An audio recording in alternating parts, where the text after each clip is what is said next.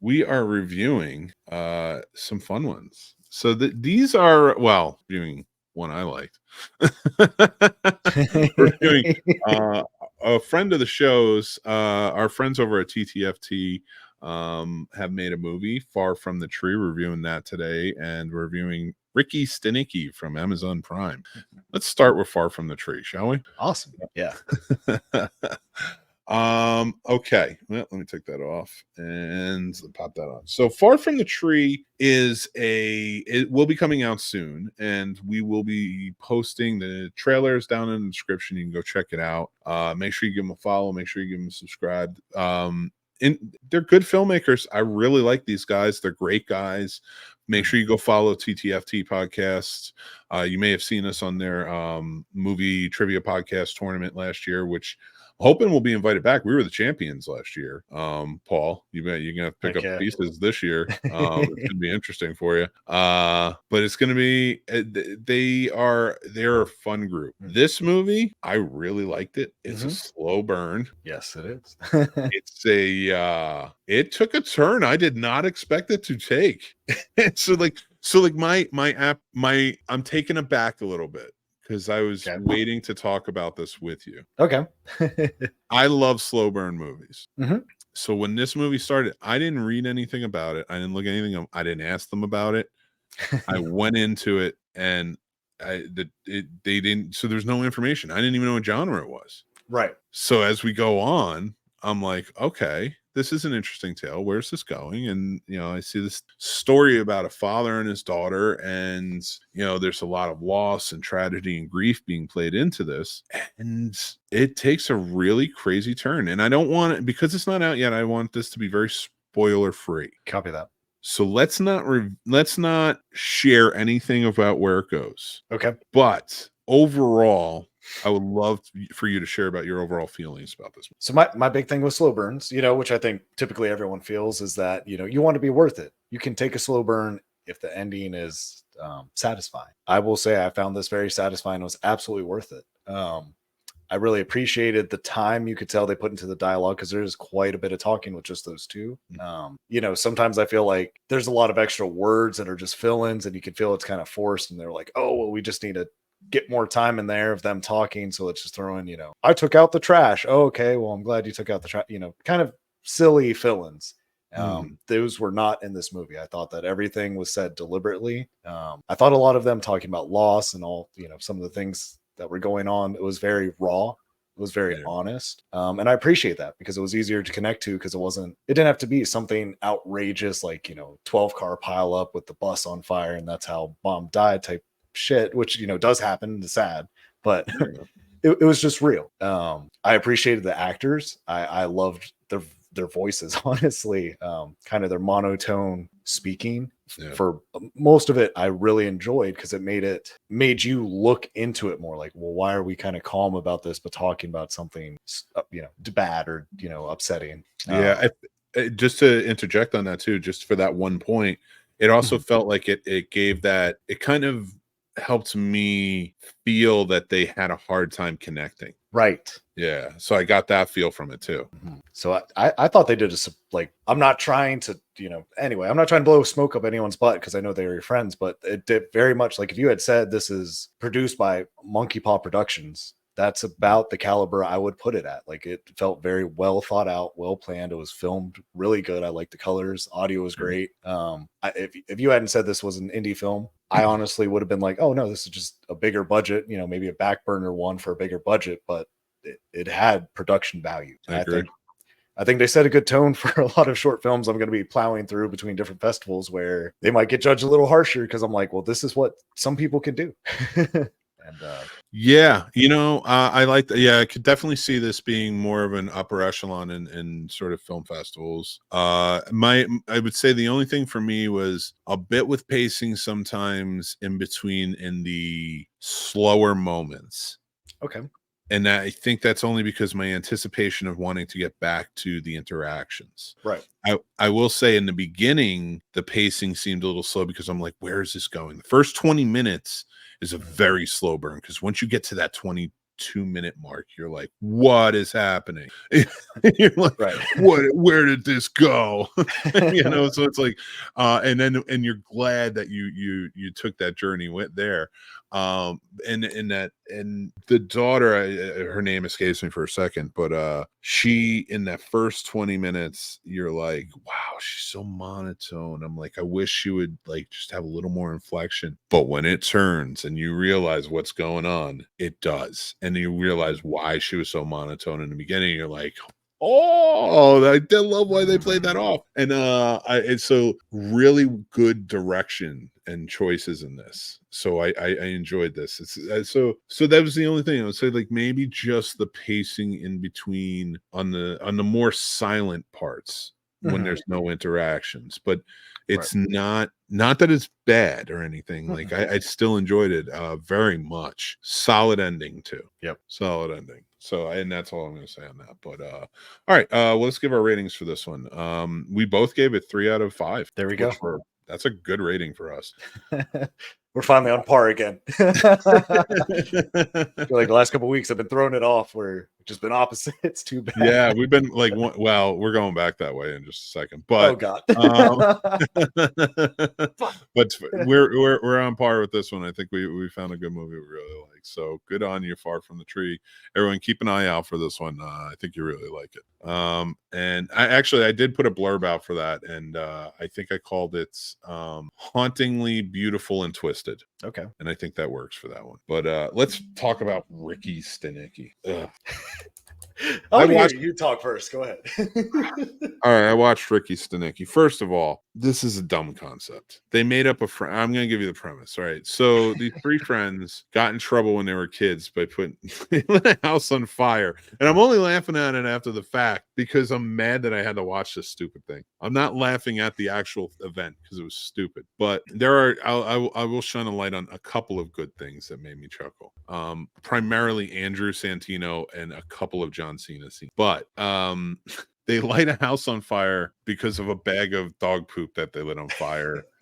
And so instead of, just running away, they write Ricky Stanicky on like a piece of clothing and leave it there. So they frame this kid, and then they realize, oh, we can just frame everything on this kid. And then eventually when they grow into adults, it becomes a lie where he's their friend that nobody's ever met, and they can just like get out or go do things and like use him as the excuse every single time. And it starts with them getting out of Andrew Santino's character, JT, in the movie. He's having a baby shower, and they get tickets to go to some big DJ in Atlantic City. I don't even know where they live. San Francisco? I think so. So that makes no fucking sense. They're going to go 3,000 miles away. He's going to skip his baby shower. He deserves to be divorced. But anyway, I digress. They leave. And again, I'm laughing at the fact that this is so fucking stupid. I'm sorry I'm cursing so much. I was mad at this movie. They pretend Ricky's cancer came back and that they have to fly to Albany to be with him. Instead, they fly to AC to go see a DJ in concert and gamble all weekend. They meet John Cena, whose character's name is Hard Rock Rod or Rock Hard Rod. And his job is he's a rock and roll impersonator, but who sings versions of rock and roll artists' songs, but masturbation versions. And I'm not kidding. And so they get called back early because his wife went into labor and had the baby 6 weeks early, so they have to race back, and then they have to come up this whole thing. Their one friend, played by Jermaine, I think Jermaine is his name. I can't remember. I can't even remember the guy's name in the thing. Whatever. When their other friend wants to come clean, so he starts to come clean. Zac Efron doesn't want to come clean. It's a stupid movie. They hire John Cena to come in and play Ricky Stanicky. He's a down and out like loser. So he just becomes Ricky Stanicky, gets a job at their job. It makes no fucking sense. The whole movie is I'm really honestly trying to explain this to you, but they throw you so many goddamn curveballs in it. I shit you not. There's like 3 funny scenes in the entirety of this movie, and one of them's the montage of him singing the masturbation songs. And I can't even think of the other 2 at the moment. None of them involve anybody else. They don't, except for maybe Andrew Santino, who is actually funny. And John Cena. That's it. That is it. That's it. So go ahead, Paul, because you like this one. Yeah. I can't keep going. Ladies and gentlemen, let me Paul explain to you why this movie was superb. Superb? I swear to God, if you put like 2 or more friends in a movie together, Paul gives it a 10. It's not true. It's probably a 9, but we'll get to that later. So going into it, I was skeptical because it's almost a 2-hour-long comedy by Amazon fucking Prime. So I went in there thinking it was going to be the worst. It was. I was pleasantly surprised. It's exactly what I want for almost a slapstick comedy of what it is. It's ridiculous. I thought it was hilarious. I like the absurdity of everything that happens. Everything you listed that doesn't make sense is everything I loved. No. That's not absurdity. That's not absurdity. That's not absurdity. Sense. That is not absurd comedy. That is not the definition of absurd comedy. That is just shit happens. Dude, at one point, they add him having an alcoholic father that beat him. True. And then never touch down on it again. That is true. That's why he lies. But yeah, you're right. They didn't really go into Efron's backstory that much. But she knew the whole time. Why? Right. That's true too. The boss hired him. Why? It didn't make sense. For comedies, comedies are cheap to me. They're never going to be thought out. Super Troopers is an absurd comedy. Okay, it makes sense. There's fair. A point A to point B to point C. Like you have to get to these points, but you can do it in an absurd manner. This makes no sense. He's like even like taking. I can't with this movie. It made no sense. Like it would have no. I'm trying. I don't know if I could even fix this movie. And it was made by a it's perfect. It wasn't. I guess it just wasn't made by the right Farley brother. I don't know. They should have got Bobby back. Where was? But if you're a John Cena movie fan, I would highly suggest it because you won't be disappointed. At least by Cena, because Cena is funny and Cena plays his typical roles, but that's because he's really good. I like John Cena. I like John Cena. That other fellow you're talking. I just forgot his name because he is funny, and I do enjoy his podcast. So I did think it was funny. I thought it was funny that they didn't ask Bobby to be in it. I've enjoyed their podcast since this movie got released. Well, Bobby's like, I didn't want to fucking be in it anyway. It's fine. I would be that petty person. I like everyone who is in this movie. Mm-hmm. I like them in other movies. Okay, every single one. Mm-hmm. I love the Iron Claw. Zac Efron did great. Right. John Cena, there's plenty of movies I like him in. I think he's great in. It wasn't this one. Definitely was not this one. He was not. He was just not. He did not hit on any level. Peacemaker, great, does great now. Absolutely. Yep. So like again, and I don't even mind him in his crazy comedies. Right. This was a pile of dog crap. In fact, that the whole beginning of this movie is the movie. It's a metaphor for the movie. It's the dog crap that burns the house down. That's the whole movie that we watched. And that is why for you, I think I gave it an extra point because I knew before you even gave me your rating. I was like, Paul's going to give this. I was like, first of all, Paul's going to give this more than 5 because you don't understand the rating system yet. I keep giving you like 5 out of 10, 6 out of 10, and you're like, we go by 5, and it's like, fuck, man, we've been doing like I've been with you for a while. Right. And so I knew you were gonna give it a high rating. So I was like, I'm gonna give it because I like Paul so much. I'm gonna give it an extra point for him, but it was gonna be a 1. But I gave it a 2, and you gave it a 3.5. Yep. I'm mad that you gave this 3.5, but whatever. I mean, it's your opinion and whatever. Stupid movie. If I could ask anything from anyone that's following us or listening, I would love to see you guys watch it and see where you land more behind Mick or myself because I'm just curious. I could be wrong, but I'm not. Listen, anybody can watch anything they want, and if you like the movie, that's fine. You can like the movie. I never tell anybody not to like a movie, but it's so stupid. It's a stupid movie, and I hate it, and I'm never gonna watch it again. I will watch the montage again because that shit was funny.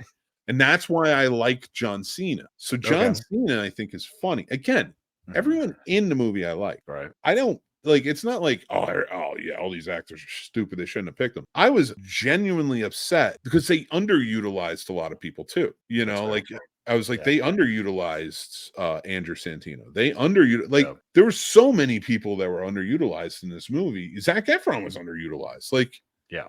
because you got too convoluted with so many things happening. You added too many people into this. I feel like AI wrote this. Like, that's what I feel like. And I don't even want to talk about it anymore. So let's just do a mixed movie pick. I want to do a smart movie now. And that's what I'm going to start doing with some mixed movie picks right now. And we're going to go with 2007. And this one's going to be a bit of a thinker. It's more of a philosophical movie. If you haven't seen it, it's The Man from Earth. Very good movie, very good cast. It's about a man who is from the Cro-Magnon era. He has just never died. He has just lived for 14,000 years. And he's just an average man who has experienced, loved, and lived. And through all of that time, he shares his experiences with his friends in 2007, present day.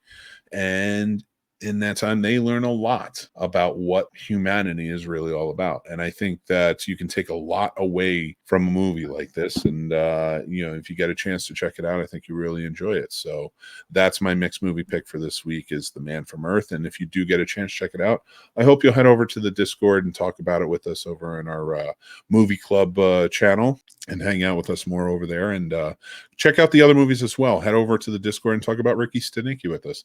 Tell me I'm wrong if you love it. Tell Paulie's right, or vice versa if you hated it. Let's talk about it. That's what it's all about, right? We are having a really good time, guys. Next week we're going to be hanging out. We're going to be talking. I think, what if we talk about? I think I texted you about it the other day, but can movies fall out of being classics and also cult classics?